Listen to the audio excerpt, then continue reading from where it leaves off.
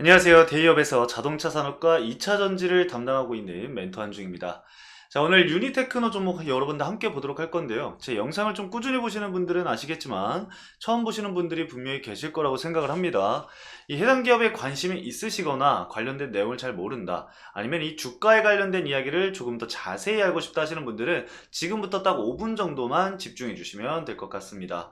앞으로 해당 기업이 상장되어 있는 한 끝까지 추적하고 분석해서 여러분들의 궁금증을 해소시켜 드릴 예정이니까요. 저희 채널 구독해 주시고요. 영상도 좋아요 한 번씩 부탁드리도록 하겠습니다.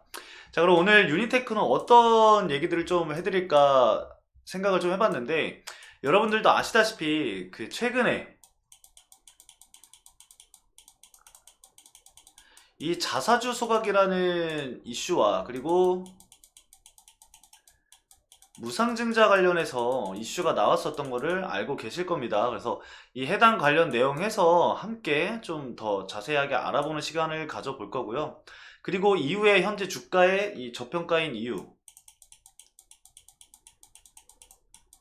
그리고 차트적인 부분으로 봤을 때 과연 어떻게 대응을 해야 될지 대응 전략까지 한번 알아보는 시간 가져보도록 하겠습니다. 자, 그럼 집중해 주시고 본격적으로 이 유니테크노 함께 보도록 할게요. 자, 우선 일봉 차트 가지고 왔고요. 우리 일봉 보면서 함께 얘기를 해보도록 하겠습니다. 자, 지금 이 유니테크노 같은 경우는 사실 연매출이 계속해서 성장을 하고 있거든요. 연평균 거의 한 10% 이상씩 성장세를 보여주고 있음에도 불구하고 주가는 계속해서 하락하는 모습을 보여주고 있습니다. 그래서 최근 이 대표가 이제 인터뷰를 진행을 하면서 얘기했던 부분들이 부각을 받으면서 주가 상승이 강하게 나왔습니다.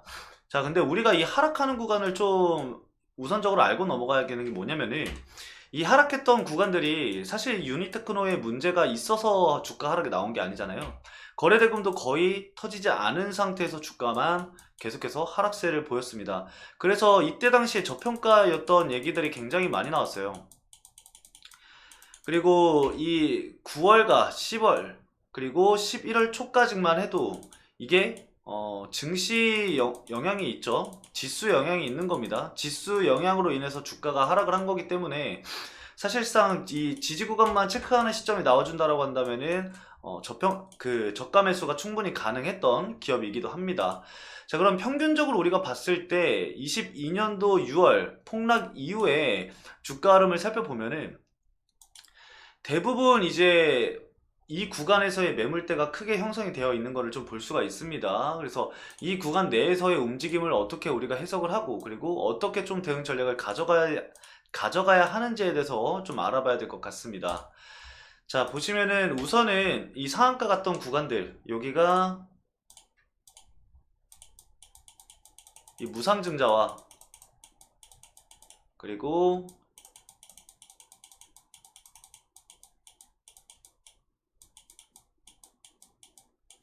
이 자사주 소각이었죠. 무상증자랑 자사주 소각. 해당 이슈로 인해서 이날 주가 상승이 강하게 나옵니다. 거래대금도 오랜만에 강하게 터졌죠. 이후에 이제 갭상승 이후에 일부 차익 실현이 나왔지만 자리를 좀 지켜주는 모습을 보이고 있습니다. 자, 근데 우리가 여기서 알아야 될 게 뭐냐면은, 그 기사를 여러분들이 보셨으면 아실 텐데, 기사에서 내용이 어떤 내용이었냐면은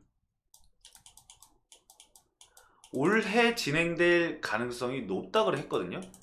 그러면은 사실상 여기서 매수세가 유입된 사람들은 올해 이제 자사주 소각이랑 그리고 이 무상증자가 나올 가능성에 베팅을 하신 분들이란 말이죠. 근데 지금 12월 22일인데 공시가 아직까지 나온 건 없습니다. 그래서 이게 만약에 올해가 지나가게 되면은 실망 매물로 어느 정도 나올 수 있습니다. 그래서 우리가 이거는 1차적으로 좀 알아둬야겠고요. 만약에 올해 이슈가 나온다고 한다면은 자사주 소각 같은 경우는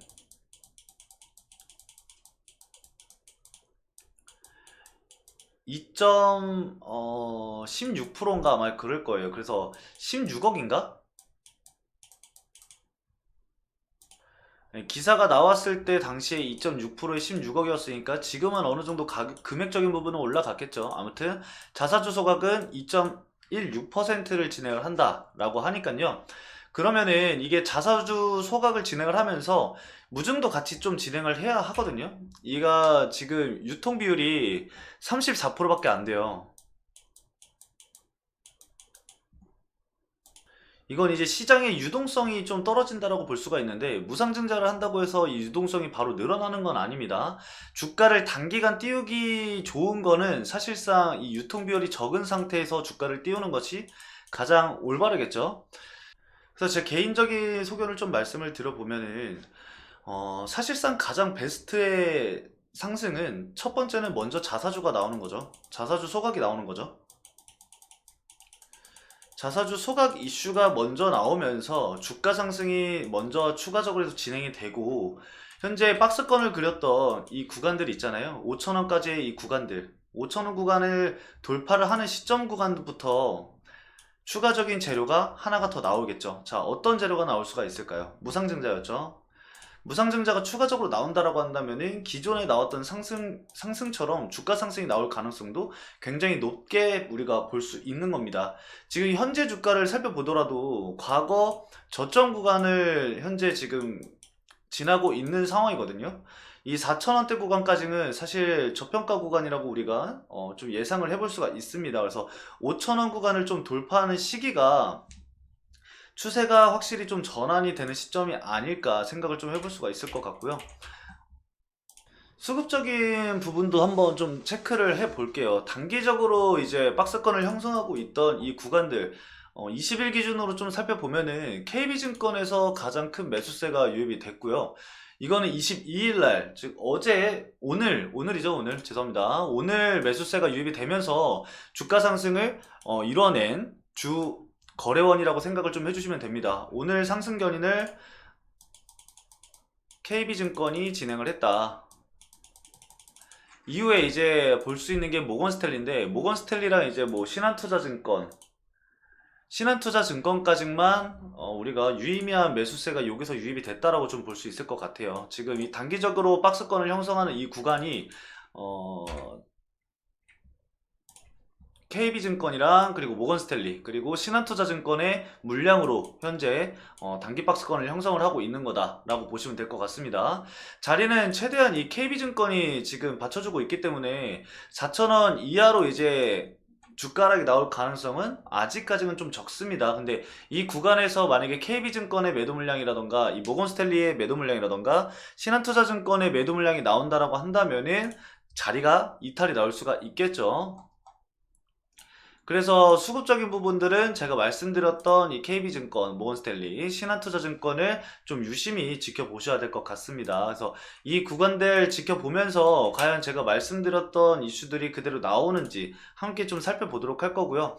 이후에 이제 자사주 소각이라던가 뭐 무상증자라던가 이슈가 나왔을 때 그때 이제 우리가 추가적으로 봐야 될 부분들을 앞으로 말씀을 좀 드리면서 대응 전략을 짜 가도록 해보겠습니다. 장기 이평선이 현재 이격을 줄여가고 있는 시점이기 때문에 고점 부근까지의 이 저항대는 481선을 기준으로 잡고 진행을 해주시면 됩니다.